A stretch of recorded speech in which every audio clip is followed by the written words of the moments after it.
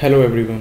हम अपनी daily life में किसी की तारीफ़ करते हैं, किसी चीज़ की, किसी पर्सन की, किसी प्लेस की भी, और बुराई भी करते हैं और उनकी खासियत बताते हैं। डेली लाइफ में हम इनका यूज़ करते हैं, हिंदी में भी और इंग्लिश में भी। सो वो जो वर्ड्स हम यूज़ करते हैं इन सब के लिए, उनको हम बोलते हैं adjectives. And adjectives are an important part of English language. और इंग्लिश में जो इसकी डेफिनेशन है वो है, adjectives are those words which modify any noun. Hindi में हम इसको बोलते हैं विशेषण। तो शुरुआत करते हैं हम कुछ एडजेक्टिव से, कुछ एग्जांपल्स के साथ। जैसे कि ही इज़ वेरी पोलाइट, वह बड़ा पोलाइट है। पोलाइट यानी कि विनम्र, और पोलाइट इस सेंटेंस के अंदर एक एडजेक्टिव है। ही एक नाउन है, उस नाउन की जो विशेषता बताई है वो बताई है पोलाइट ने। इसी तरीके से कुछ और एग्जांपल्स लेते हैं हम। He is tall, he is handsome, she is beautiful, the coffee is very hot. ये सब के सब जो वर्ड्स विशेषता बता रहे हैं किसी ना किसी नाउन की इन सेंटेंसेस के अंदर, और ये हैं एडजेक्टिव्स। अब हम स्टार्ट करते हैं एडजेक्टिव्स की फॉर्मेशन से। एडजेक्टिव्स कैसे फॉर्म किए जा सकते हैं? काफ़ी सारे एडजेक्टिव्स हम फॉर्म कर सकते हैं। जैसे कि by adding suffix to any word we can make adjectives. अब सफिक्स क्या होते हैं? सफिक्स होते हैं एंडिंग ऑफ एनी वर्ड। जो किसी भी वर्ड के लास्ट में अगर कुछ ऐड करते हैं हम उसको बोलते हैं सफिक्स। कुछ एग्जांपल्स लेते हैं जो एडजेक्टिव्स बनते हैं हमारे सफिक्स ऐड करने से। पहला है जैसे आई वी ई ऐड करके हम एक एडजेक्टिव बना सकते हैं कि अगर हम ऐड कर दें अट्रैक्ट में सफिक्स आई वी ई तो बन जाएगा अट्रैक्टिव। और दूसरा है एबल, जैसे कि मैनेज के अगर आगे हम ऐड कर दें एक सफिक्स एबल तो बन जाएगा मैनेजेबल। इसी तरीके से एन्जॉय का बन जाएगा एन्जॉयबल। सो ये हम एडजेक्टिव्स बना रहे हैं, फॉर्मेशन ऑफ एडजेक्टिव्स।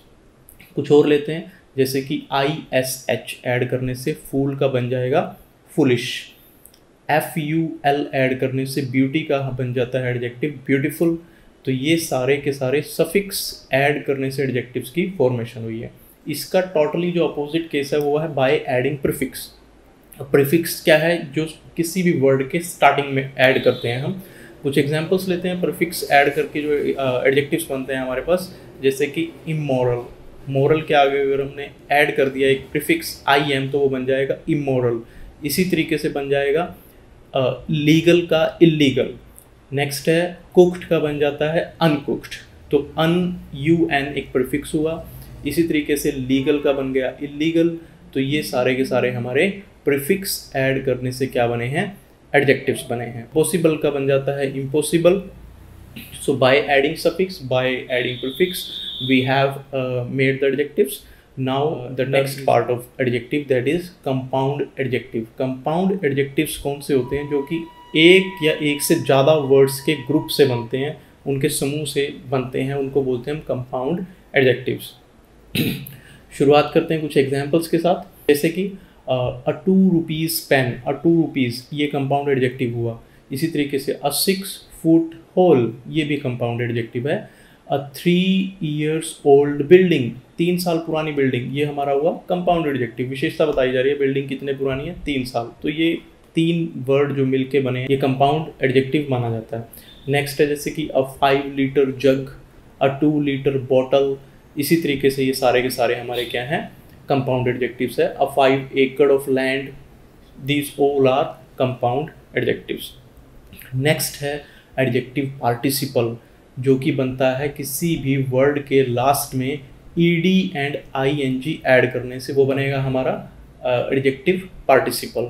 कुछ एग्जांपल्स लेते हैं। जो ईडी हम ऐड करेंगे, ईडी ऐड करेंगे हम किसी भी पर्सन की विशेषता बताने के लिए मोस्ट ऑफ द केसेस में, और जो आईएनजी ऐड करेंगे वो करेंगे हम किसी भी ऑब्जेक्ट, सब्जेक्ट या किसी भी चीज़ की विशेषता बताने के लिए हम आईएनजी का यूज़ करते हैं ज़्यादातर केसेस में, नॉट इन ऑल केसेस, याद रखना। सबसे पहले एग्जांपल लेते हैं एक पर्सन का, जैसे कि he is very interested in English, वो इंग्लिश में बड़ा इंटरेस्टेड है। ईडी से ये एक हमारा क्या बना? एडजेक्टिव बना इंटरेस्ट का इंटरेस्टेड। इसी तरीके से दूसरा एग्जांपल लेते हैं आईएनजी वाला।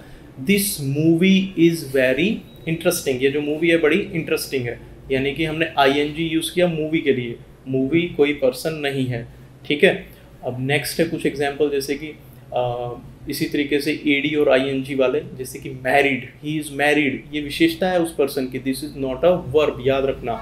Many people are confuse that कि ये वर्ब के तौर पे यूज़ होता है, नहीं, this is an adjective. He is tired, वो टायर्ड है, वो थका हुआ है, tired is an adjective participle, not any verb, याद रखना। तो ये ing और ed वाले हमारे एडजेक्टिव पार्टिसिपल्स हुए।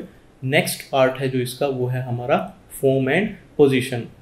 एडजेक्टिव्स की फॉर्म जो है वो हमेशा सिंगुलर रहेगी, चाहे हमारा सब्जेक्ट या जो भी नाउन है वो सिंगुलर है, प्लूरल है, डजेंट मैटर।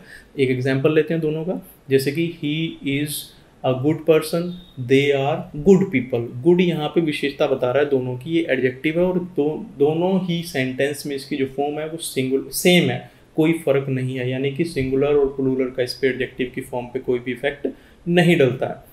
नेक्स्ट है इसकी पोजीशन। पोजीशन जो है एडजेक्टिव की, वो नाउन से पहले भी हो सकती है और बाद में भी हो सकती है, यानी कि बिफोर अ नाउन और after noun we can use adjectives. दोनों एग्जांपल लेते हैं, और ये पोजीशन के अकॉर्डिंग कई बार सेंटेंस में मीनिंग भी बदल देता है एक सेंटेंस का, ये जो एडजेक्टिव की पोजीशन है। कैसे? दो एग्जांपल लेते हैं दोनों के, जैसे कि he is an old friend of mine, वो मेरा एक पुराना दोस्त है। यहाँ पे ओल्ड एक एडजेक्टिव है और फ्रेंड मेरा नाउन है यहाँ पर। तो ओल्ड का यहाँ पर मतलब है कि वो we have known to each other for long time, हम एक दूसरे के पुराने दोस्त हैं, ना कि उसकी एज की बात हो रही है। नेक्स्ट अगर पोजीशन हम इसकी देखें तो वो अगर अब नाउन के बाद होगी तो उसमें देखना इसका मीनिंग कुछ और हो जाएगा। For an example, my friend Rajesh is very old, इसमें जो ओल्ड है वो नाउन के बाद की पोजीशन है। सो इसमें सेंटेंस में जो ओल्ड का मीनिंग है वो है बूढ़ा, कि वो बुजुर्ग है। यहाँ पे अब एक टाइम पीरियड की बात नहीं हो रही है दोस्ती की। So in this way we can means do the positioning of adjectives. आप जब बहुत ज़्यादा पढ़ोगे इंग्लिश में, बुक्स और न्यूज़पेपर्स कुछ भी फैमिलियर होंगे, so you can get easily familiar to the position of adjectives. Next part जो है वो है adjectives can be used as noun. काफ़ी सारे लोग इसमें हैरान होंगे, दे विल गेट सरप्राइज कि ये नाउन के तौर पे कैसे यूज़ हो सकता है। Yes, adjectives are used as a noun in sentence. Example लेते हैं, जैसे कि रिच, रिच का मतलब होता है अमीर, पुअर, पुअर का मीनिंग है गरीब। तो अगर इन दोनों ही वर्ड को हम एज अ नाउन यूज़ कर सकते हैं एक सेंटेंस के अंदर।